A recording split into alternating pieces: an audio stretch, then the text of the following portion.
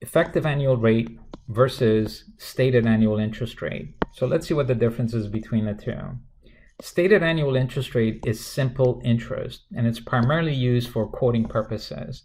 So when you walk into a bank and they have a big advertisement poster that says, we're going to pay you, 5% on your savings account, that rate is in terms of stated annual interest rate. On the other hand, effective annual rate compounds interest. And what it does is it measures the true or the effective rate that you would be earning on your account. Now, the best way to demonstrate the difference between the two is by looking at some examples. So the first example is as follows. There's a savings account that promises to pay 4% every 6 months. So therefore, when the bank has to quote this or make up their advertisement, what they'll do is they'll say, 4% every 6 months, so that would be twice a year. So therefore, the rate that they will quote is 8%. But then they would have to indicate how often that 8% is being compounded during the year. And as we saw here, it's being compounded on a semi-annual basis. So then, when you walk into the bank and you see 8% compounded semi-annually, what you need to do is you need to work backwards and say, that means they're paying 4% every 6 months. And that's just the way it works. So then the next question is, if they are paying 4% every 6 months, am I really making 8% over the year? Or am I making something else? Well, let's have a look. And that's where effective annual rate comes in. The way I labeled it is it's the true rate of return that you're making during the year. So let's do a scenario here. So here's today. This is when you walk into the bank, and let's assume you deposit $1. And if you want to know what the true effective rate is, we just need to find out what the dollar is worth at the end of the year. Because the difference between your initial dollar and the ending value at the end of the year would be your true return.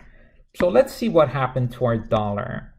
Well, in the first 6 months, we carried forward our dollar, plus we made an extra 4%. So by the end of the first 6 month period, our dollar is worth 1.04.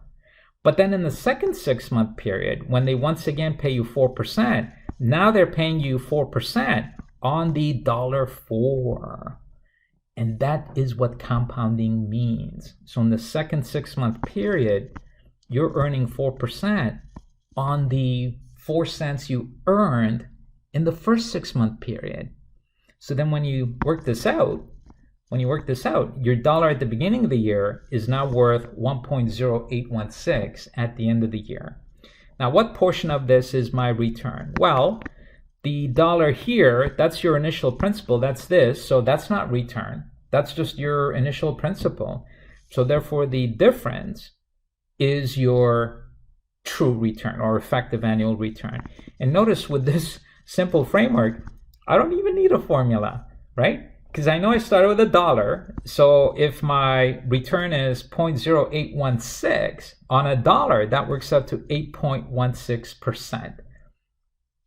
So you see, ladies and gentlemen, even though the bank was quoting 8% as their SAIR or stated annual interest rate, the true or effective rate of return you earned during that period was actually 8.16. Where did this extra 0.16 come from? The compounding. You could see it right here. You're earning 4% in the second 6 month period on the 4 cents you earned in the first 6 month period. And actually, 0.04 times 0.04, that's your 0.16 right there. Now, this is a really nice visual framework, right? And I used it here to demonstrate the dynamics of compounding. But on the exam, you're going to have to sort of get more to the point. So yes, it's important for you to know this in the background, but really this is the quicker way to arrive at that. And all the algebra is going to do is it's just going to condense this. So for example, instead of saying $1 compounded 4% in the first 6 months, 4% in the second 6 months, you could see that what I've done here is I've said, that 1.04 appears twice. So just the power of 2 is equal to this 1.086. And how did we get that? Well, it's just the $1. Bring forward our capital plus that 8.16%, which represents our effective annual rate. So therefore, here's what it says. My $1 growing at 4% compounded twice covers a period of a year, and that should be equal to my $1 growing at the effective annual rate, but just compounded once, and that too covers a year. Now in this case, why are we compounding it just once? Because the A stands for annual. It's already in annual format. So all I got to do is I got to compound the annual rate just once in order to cover a year as well. Now since this term covers a year and this term covers a year, they are equal. And that's how you solve for EAR. So if you just look at this framework right there, again, it's just an equation with one variable. So you just solve for EAR, you get 8.16%. So the same as that. Now we're going to do a few more examples because this concept of finding effective annual rate from a quoted rate is super important, and not just for the CFA program, but I mean anyone who's got a credit card statement, you'll see that there's a difference between the rate that's quoted and the effective rate that's actually costing or earning during the year. And the difference between the two is because of that compounding effect. So let's look at a second example. Suppose now a different bank is offering to pay 2% every quarter. So the first thing is, well, how would they quote this? Well, they'll say, 2% every quarter, that's 4 times a year. So on an annualized basis, that's 8%.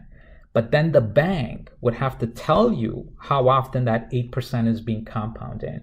And then what we do is we work backwards. So when we walk into the bank, we see this being advertised, 8% compounded quarterly. So then we work backwards and say, oh, that means the bank is paying 2% every quarter. And then you ask yourself, well, if that's the case, am I really making 8 or am I making something else? And that's where effective annual rate comes in. Now, here's the same framework as we used here, but now we're doing it on a quarterly basis. So let me show you the process. Now, I'm a visual person. So what I like to do is I like to picture myself depositing $1. And I just want to know what happened to my dollar over the year. Now, there's 2 ways to go about it. In the first case, I could be making 2% on my dollar 4 times during the year. And that's where I would compound 4 times. And if you want to see this, this expression in full, here's what it's saying. My initial dollar is being brought forward. That's what the 1 plus says. It says bring forward your initial dollar and earn 2%. Now, how often does that occur? 4 times. Alternatively, I can walk into the bank with $1 and just invest it at the effective annual rate. And since it's annual, I would only have to compound it once. And this too would tell me what my dollar would be worth at the end of the year. So once, the reasoning brings us here, algebra takes over. And what I mean by that is you have one equation with one variable. So you solve for EAR. In this case, it's 8.24%. Third example. Suppose that the bank promises to pay you 0.667% per month. So how would they quote this? They'll say 0.667% per month over 12 months. So that works out to 8%. But then again, the bank has to tell you how often it's being compounded, and they'll tell you compounded monthly. Once again, you walk into the bank, you see this, but then you work backwards. You say, oh, 8% compounded monthly. That means the bank is going to be paying me 0.667% each month for 12 months. And then you ask yourself again, am I really going to be making 8%? Or is my true effective return going to be something else? So that's our segue to calculate EAR. Same process as before, ladies and gentlemen. Same process as before. Imagine yourself depositing $1 at this bank. And there's two alternative ways to explain what's going to happen to your dollar. In the first explanation, here it is. I bring forward my dollar, and each month I'm going to be making 0.667%. Now notice when we're doing algebra, we like to convert from percentage to decimal. That's why you see me using 0.00667. But in any case, here's my dollar growing at the monthly rate. And how often is this happening during the year? It's happening 12 times. So you see how we're using logic to arrive at the framework that's being used. Alternatively, I can walk into the bank with my $1, and again, I would carry forward my dollar because I don't want to lose my dollar. I want to get my dollar back and earn a return on it. In this case, the return would be the effective annual rate, and because it's the annual rate, I would only have to compound it once in order to cover a period of a year. So then, once we use the logic to arrive here, at this point, algebra just takes over. And what I mean by that is, you have one equation, one variable, you just solve. And in this case, it's 8.30. Now, the last form of compounding, and this is the ultimate form of compounding because it's continuous. So in this example, we're looking at a savings account that pays 8% compounded continuously. So for quoting purposes, it would be quoted as 8% compounded continuously. But then again, you got to ask yourself, am I really going to be making 8%, or is my true effective return going to be something different? Now, when we're using continuous compounding, the structure changes a bit. So we're going to be using this framework. So the variables in this framework are as follows. So the X here, that's the return with continuous compounding. And then the R is the discrete return. In other words, it's the equivalent rate, but without the compounding. So then all we have to do is plug in 0.08. That is our SARE, and solve for the R, which would be our proxy for the effective annual rate. And on our website, I show a tutorial of how to use your calculator in order to navigate your way through these exponential functions. So when you plug in 0.08 and hit the E button over there, you get the following number. And of course, then what we do is we just cross out the ones, and then the discrete return or the effective annual return would be this. So this is in decimal form, expressed as a percentage would be 8.329%. So even though the bank is saying that they pay 8% compounded continuously, which is the maximum frequency for compounding, that works out to an annual effective return of 8.329%.